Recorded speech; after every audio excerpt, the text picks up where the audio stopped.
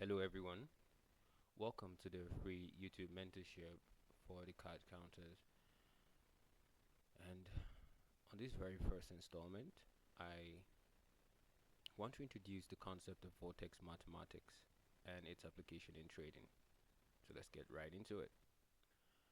Introduction to vortex mathematics. It's just a simple way of looking at numbers to find patterns and the ones that physically repeat over and over again like in a loop. Yeah. So you can imagine adding numbers together, and whenever you get to a bigger number, you add its digits until you just get down to one digit from ranging from just 1 to 9. There's no zero, okay? You will notice the same pattern shows up again and again, almost like a secret code hidden inside numbers. So if it begins from a 1, the end after its many kind of sequence, or let's just say mostly prime of intervals, like they exist mostly in prime numbers, um, it always ends back with the 1. Okay, so you will notice the same pattern over and over again. It just starts with the same number and ends with the same number. If it starts with a 9, it's going to end with a 9. Okay, so it's always kind of like in a loop, in a circular pattern or loop, and that kind of is called a vortex because the pattern twists and turn like spirals. Okay, kind of like water swirling down a drain. Okay, a perfect example is this: 6 goes up to 9, down to 3, and this triangle continues because when you take 9 and you minus 6 from it, you get 3. All right, when you take 3 and you add to this 6, you get 9. All right, and vice versa. When you take 9 and you minus 3, you get 6. So it's kind of like a loop that is bound within this frame of existence, and it kind of like pushes to try to get out, but it's always constantly in a loop. So when we start from a 9, we come back to a 9. It always adds up to a 9. That's what vortex mathematics is all about. And what we'll be using it for is, let me give you 3 examples in this overall um, approach. Okay, so the 3 examples I would want us to look at is number 1. Example 1 primarily looks at this number, which is a price, right? A price in dollar, that's 69,382.47, right? So this right here is a price. But we take out a decimal point right here. Why do we do that? We take out a decimal point to make the number all connect and become like a single like, let's just say a huge value starting from right here.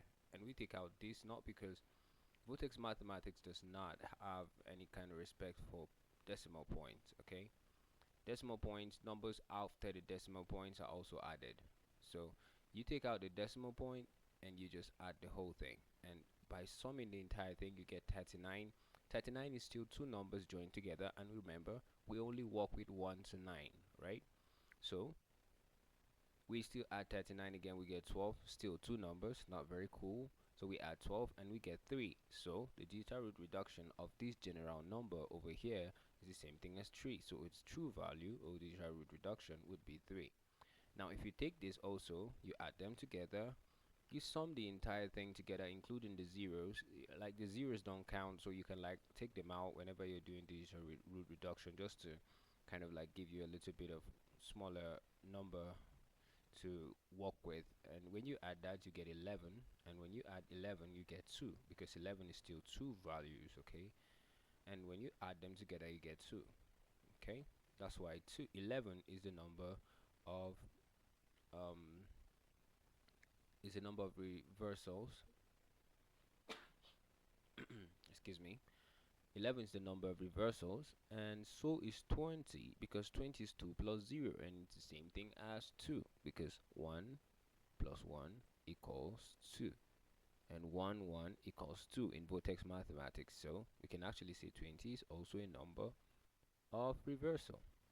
Okay, so in vortex mathematics we just add these values together, negating the just ignoring the decimal point, and we add them together and kind of like get to find a single digit ranging from 1 to 9.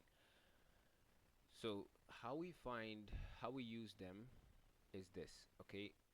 In vortex mathematics, they mostly are used for pattern recognition or pattern generation, and in trading, that's primarily what we'll be focused on, trying to understand how this plays into pattern generation. Okay, so we start from any number, for example 1, and we keep doubling it.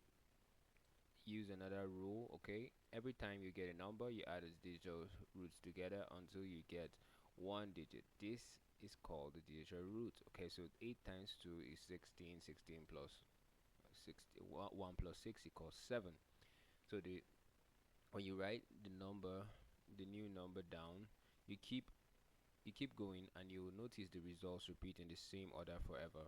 That's when you multiply 7, you go next, you multiply the number it gives you, and you continue to run it in that same manner. You will see that the numbers continue together, but in the end they always close the loop. Okay, so you keep going until you notice the results is beginning to repeat, and that's an example you're seeing right here. It repeats. Okay, this pattern, this repeating loop is the pattern.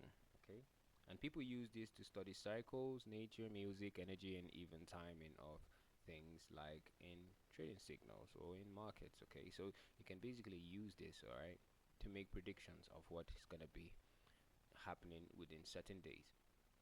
So this is the first free video in our first installment of the mentorship, the free mentorship online. I intend to go from beginners friendly to advanced, so this is just the first video. I hope you like it and you enjoy it. So I'll see you in the next one. Take care and be safe. Happy trading.